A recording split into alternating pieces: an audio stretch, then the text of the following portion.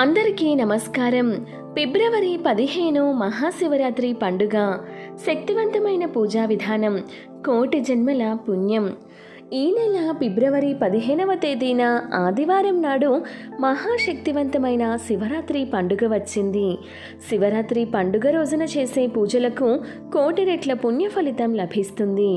శివరాత్రి రోజున ఏ సమయంలో శివుడిని పూజించాలి, పూజా విధానం, అలాగే పాటించాల్సిన నియమాలేంటి, ఉపవాసం జాగరణ చెయ్యలేని వారు ఏమి చేయాలి, శివుడికి ఎంతో ప్రీతికరమైన నారికేల దీపం ఎలా వెలిగించాలి, శివలింగాన్ని ఎలా అభిషేకించాలి, ఇలాంటి ఎన్నో అద్భుతమైన విషయాలన్నీ ఈ వీడియోలో తెలుసుకుందాం.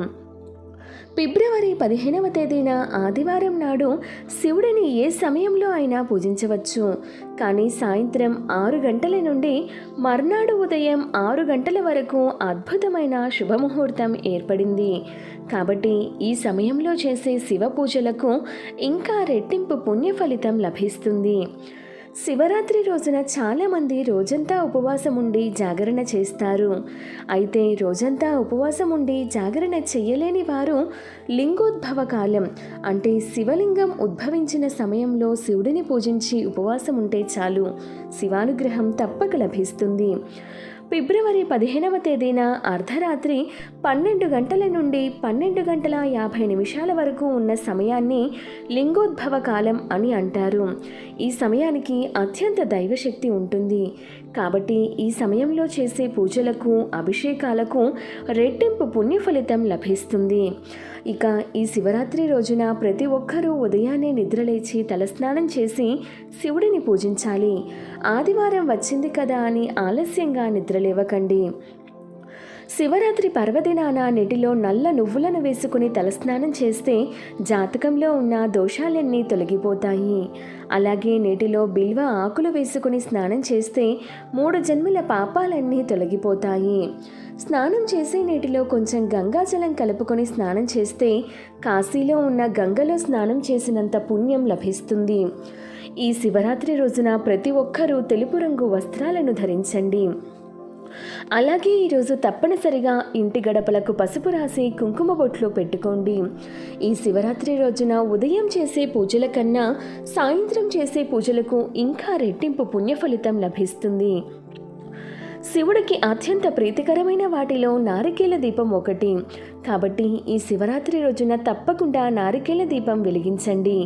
శివాలయంలో కానీ మీ పూజ గదిలో కానీ ఈ నారికేల దీపాన్ని వెలిగించాలి. ఈ కొబ్బరి దీపం ఎలా వెలిగించాలంటే, ముందుగా ఒక కొబ్బరికాయను తీసుకొని శివుడికి నమస్కారం చేసుకొని ఆ కొబ్బరికాయను పగలగొట్టండి. అందులో ఒక కొబ్బరి చిప్పను శివుడికి నైవేద్యంగా సమర్పించడానికి పెట్టి 3 కళ్ళు ఉన్న ఒక కొబ్బరి చిప్పను తీసుకొని ఆవు నెయ్యిని కానీ నువ్వుల నూనెను కానీ పోసి 6 వత్తులు తీసుకొని 3 వత్తులను విడివిడిగా వేసి 3 జ్యోతులతో దీపారాధన చెయ్యండి. అయితే ఈ నారికేల దీపాన్ని నేలపైన పెట్టి వెలిగించకూడదు. కాబట్టి ఒక ప్లేట్లో బియ్యం పోసి ఆ బియ్యం పైన ఒక కొబ్బరి చిప్పను పెట్టి దీపం వెలిగించండి. శివరాత్రి రోజున ఈ ఒక్క దీపం వెలిగిస్తే చాలు, ఇక మీకున్న కష్టాలన్నీ వెంటనే తీరిపోయి కోరిన కోరికలన్నీ వెంటనే నెరవేరుతాయి. అలాగే ఈరోజు తప్పనిసరిగా శివలింగానికి అభిషేకం చేయాలి. మన చేతుల మీదుగా శివుడికి అభిషేకం చేస్తే ఉత్తమ ఫలితాలు కలుగుతాయి. కాబట్టి శివాలయంలో అభిషేకం చేయలేని వారు మట్టితో ఒక చిన్న శివలింగాన్ని తయారు చేసి మీ పూజ గదిలో ప్రతిష్ఠించి ఆ మట్టి శివలింగానికి అభిషేకం చేసినా సరే శివానుగ్రహం వెంటనే లభిస్తుంది. శివలింగంపై చెంబుడు నీళ్లు పోసినా సరే ఆ శివయ్య సంతోషించి కోరిన వరాలను అనుగ్రహిస్తాడు. అలాగే ఆవు పాలతో శివలింగానికి అభిషేకం చేస్తే సర్వ సౌఖ్యాలు, దీర్ఘాయువు లభిస్తుంది. ఇక సంతానం కోసం ఎదురుచూసే దంపతులు ఆవు పెరుగుతో శివలింగానికి అభిషేకం చేయండి. అలాగే ఎవరైతే కటిక పేదరికంతో బాధపడుతున్నారో అలాంటి వారు ఆవు నెయ్యితో శివలింగాన్ని అభిషేకం చేయండి.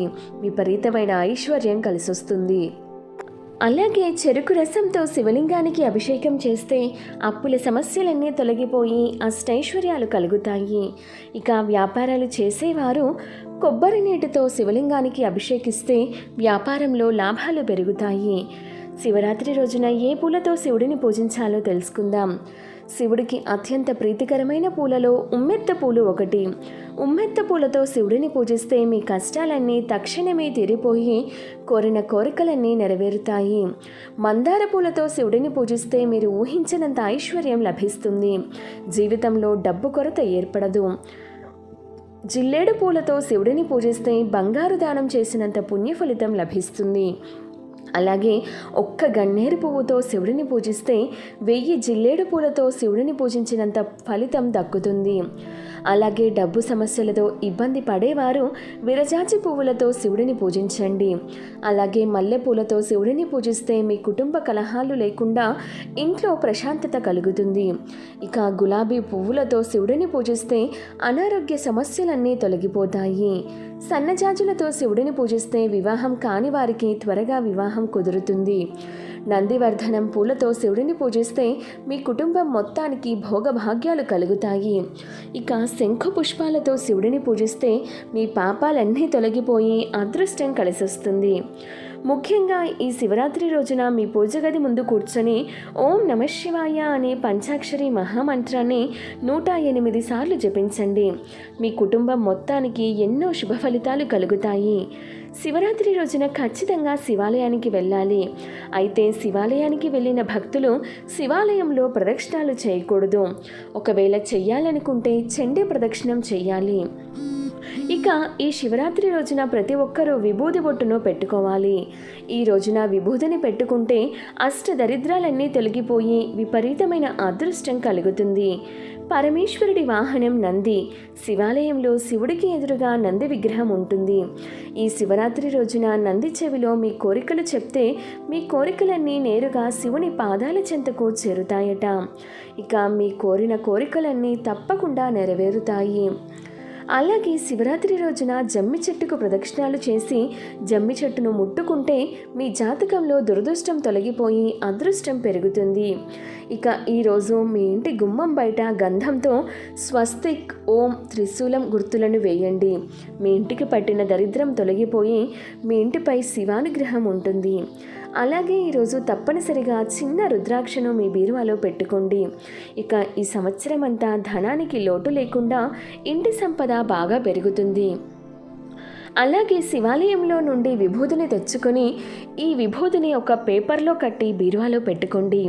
మీ ఇంటికి విపరీతమైన డబ్బు కలిసొస్తుంది. ఇక ఎవరైతే త్వరగా ధనవంతులు కావాలని కోరుకుంటారో అలాంటి వారు శివలింగం పైన పసుపు అక్షింతలను వేసి నమస్కారం చేసుకోండి. ఇక డబ్బుకు లోటు లేకుండా త్వరగా కోటీశ్వరులు అవుతారు. శివుని కన్నీటి నుండి రుద్రాక్ష ఉద్భవించింది కాబట్టి ఈ శివరాత్రి రోజున మెడలో రుద్రాక్షను ధరిస్తే ఆ శివయ్య ఎల్లవేళలా మిమ్మల్ని రక్షిస్తూ ఉంటాడు. అలాగే ఈ శివరాత్రి రోజున సాయంత్రం సమయంలో ఇంటి గుమ్మం బయట 2 దీపాలను వెలిగించండి. మీ ఇంట్లోకి దేవతలు అడుగు పెడతారు. అలాగే శివాలయంలో తప్పనిసరిగా దీపాలను వెలిగించండి.